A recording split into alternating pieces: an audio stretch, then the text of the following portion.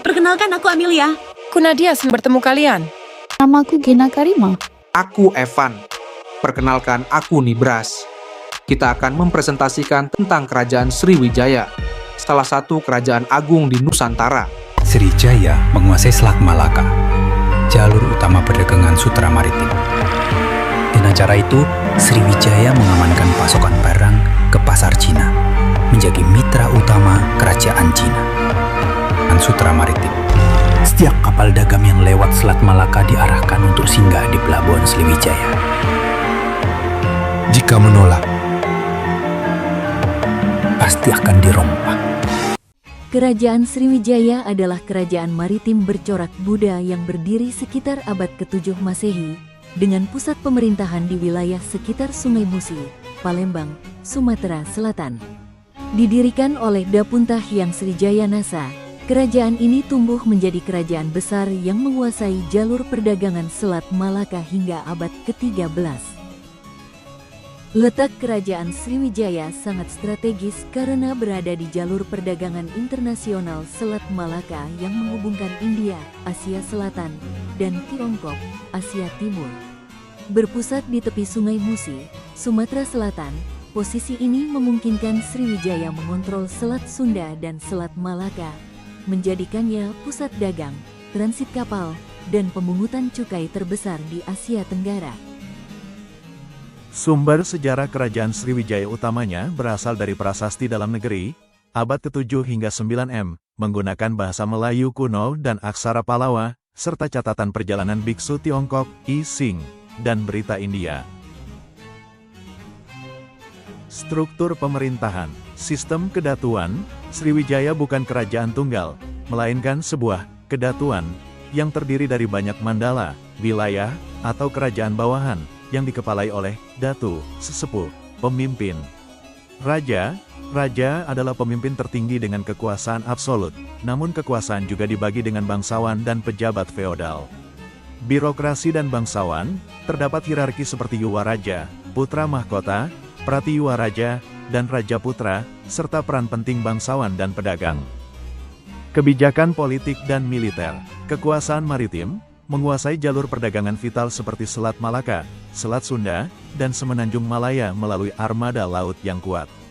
Ekspansi dan diplomasi, melakukan ekspansi wilayah dan menjalin hubungan baik dengan Tiongkok dan India untuk memperkuat posisi kerajaan.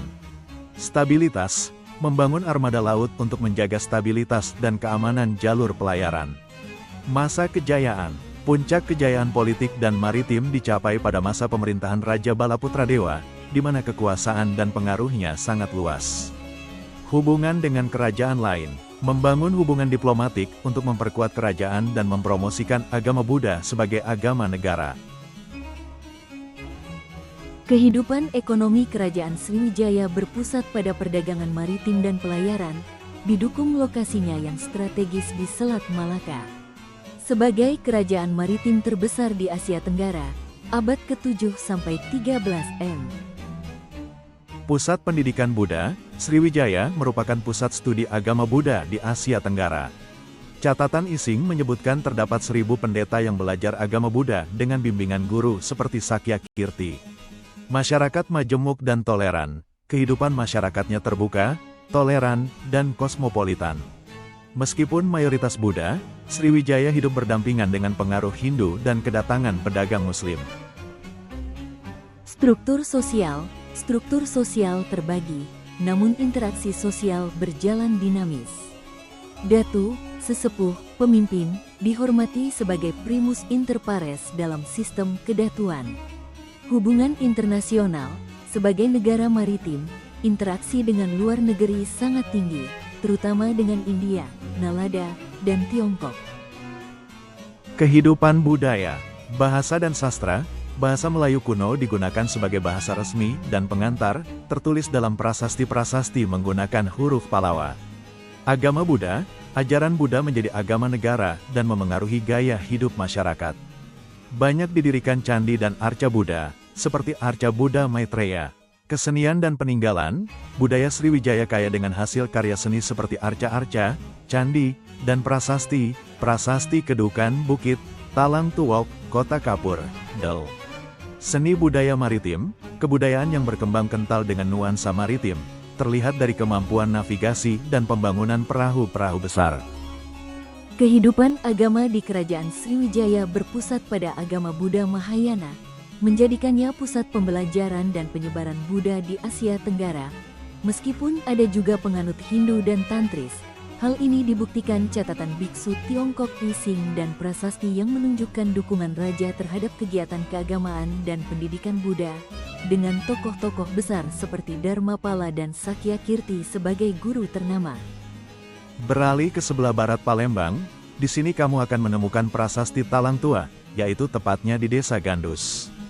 Dalam prasasti ini disebutkan bahwa pada tanggal 23 Maret tahun 684 Masehi, sebuah taman bernama Sriksetra didirikan.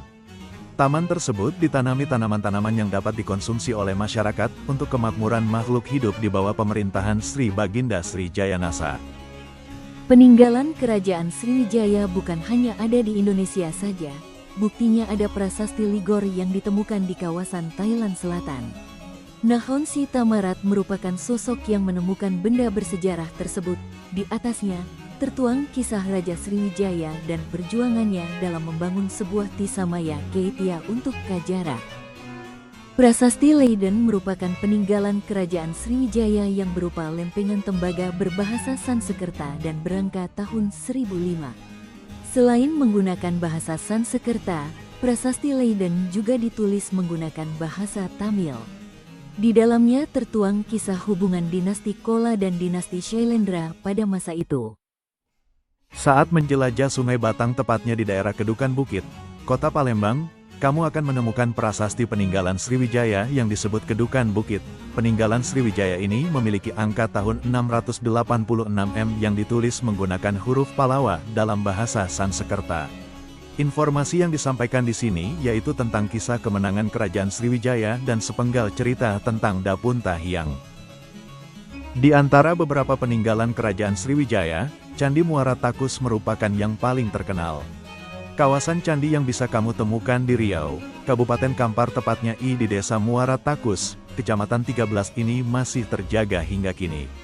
Candi ini memiliki corak Buddha dengan susunan stupa di atasnya. Di halaman candi terdapat candi-candi kecil seperti Candi Sulung, Candi Bungus, Stupa Palangka dan Stupa Mahligai.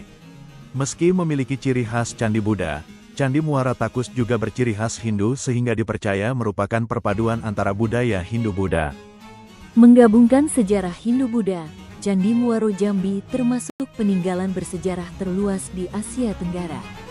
Ya, candi yang menempati area seluas 3.981 hektar dan dipercaya dibangun antara abad ke-7 sampai abad ke-12 Masehi ini masih terjaga. Berbeda dari candi-candi yang ada di Jawa, bangunan candi yang berlokasi di Muaro Jambi, Kecamatan Maro, Sebo, Jambi ini justru dibangun menggunakan bata merah.